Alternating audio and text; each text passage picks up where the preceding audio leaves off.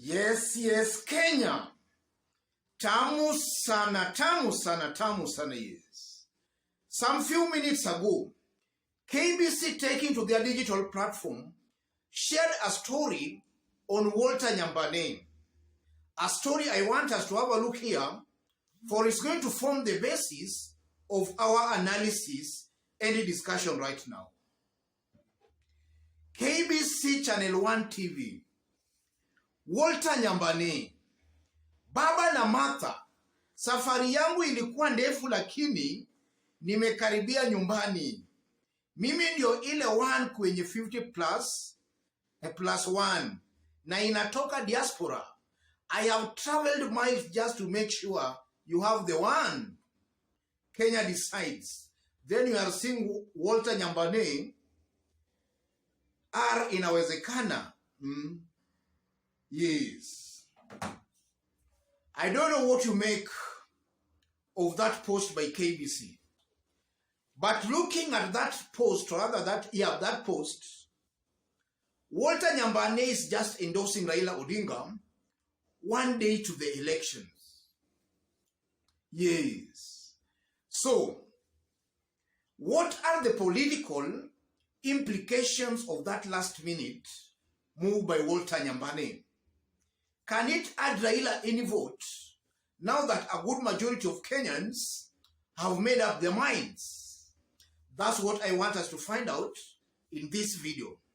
In case you are watching us for the very first time, subscribe, give this video a like. Thank you, God bless you, God bless Kenya.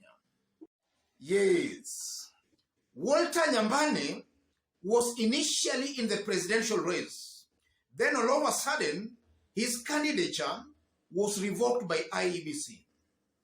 And then for some times, he has been silent and now is coming up, rather, he's featuring one day to the elections to endorse Raila Odinga.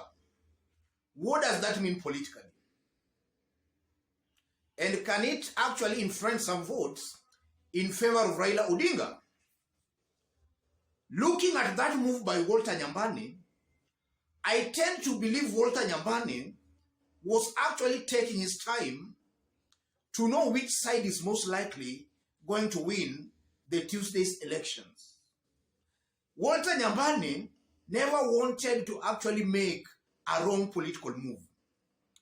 So he has actually observed the two camps and he's seen clearly Raila's chances of winning Tuesday's elections are higher compared to William Ruto. I believe that's why Walter Nyambane is endorsing Raila Odinga late in the day. He wants to identify with the side most likely going to win.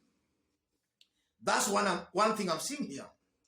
And then secondly, Walter Nyambane, coming from the Abagusi community, the Kisii region, I tend to believe that his endorsement of Raila Odinga might have also been influenced by the ground. Yes, your parents, your relatives, your community are aligning themselves to Raila Odinga. Why must you go the opposite direction? I tend to believe that endorsement of Raila Odinga by Nyambane also just proves and shows clearly that Raila Odinga is the candidate to beat in the two Gusii counties of Nyamira and Kisii. And that endorsement confirms that indeed, if an election were to be done today, but now they're going to be done on Tuesday, Raila Odinga most likely will win the Gusii vote. And I'm saying that because I know that might have informed Walter Nyambane's endorsement of Raila Odinga. And then if you look at it from another angle, Walter Nyambane here is also being a little bit opportunistic. He has never been part of the campaigns. He has actually been fence-sitting. Now the last minute, he just wants to identify with the winning team so that it might find a soft landing spot in the next government. So that's also a bit of an opportunistic Walter Nyambane. that exposes Walter Nyambane as an opportunistic kind of a person. And if you look at it again, what does that mean? Can it influence votes to Raila's side? That last minute move by Walter Nyambane. If you look at it keenly, politics is also about perception. As much as I know, a good majority of Kenyans have made up their minds on who they will vote for come Tuesday. I know there are some people who are still confused. They are still in the middle. They just don't know where to go cast their votes.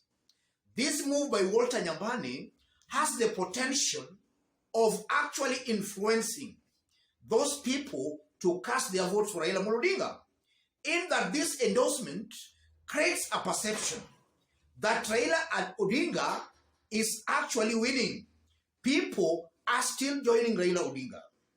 So that alone has the potential of influencing one or two people to actually cast their votes for Raila Odinga.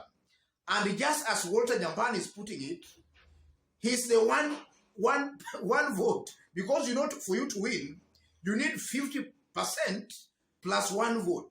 So Walter Nyambane might just be influencing that one vote to Raila Odinga. I consider that a boost to Raila Odinga and a blow to William Samoei Ruto. And again, if you look at it from another angle, that move alone has the potential of actually encouraging Raila supporters to turn out in large numbers to cast their votes for Raila Odinga. It can also help in building the morale, giving Raila supporters the boost, so that they can see that now our candidate is most likely going to win, because people are now joining him last minute. That alone can encourage Raila supporters to turn out in large numbers to cast their vote for Raila Odinga, because they know their candidate most likely is going to win their elections. Those are just but a few of the things I'm making from that move by Walter Nyambane. And then also, in one way or the other, that move is also meant to encourage even people in the diaspora. Well, maybe you can afford to come and vote here, or even vote wherever they are, to also just turn out and cast their votes. Those are just some, but a few of the things I'm saying here, ladies and gentlemen.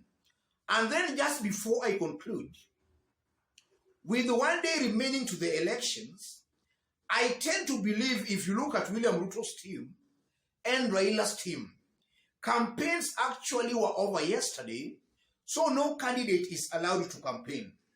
There's been some kind of silence. So this kind of a thing coming at this point in time, in one way or the other, just indicates that since the elapse of the campaign duration, or rather since yesterday, Raila Odinga has actually added one more vote than while William Ruto has not added anything. That's also bringing out such kind of a picture that Raila has actually gained over William Ruto since yesterday. That's also something I'm seeing here, ladies and gentlemen. Otherwise, let me leave it there for now. I'm working on a detailed analysis on some expose by Sky News. Sky News captured some William Ruto supporters yesterday at Nyayo Stadium dancing and praising William Ruto. After that, Sky News actually captured the same supporters actually removing their t-shirts and actually wearing Azimio t-shirts, showing clearly they are Azimio supporters. I'm working on that video, and most likely in our next video today, we are going to upload that video. Let me stop it there. In case you are watching us for the very first time, but so far you have not yet subscribe, give this video a like. And to any other person, that's the kind of analysis we do here. We don't beat about the bush. We go straight to the point. We call it as it is without any fear or favor. Yes. And to any person again watching us outside Kenya for the very first time, drop a comment. Let us know from which part of the globe you are watching us from. And if possible again, subscribe, give this video a like. Thank you. God bless you. God bless Kenya.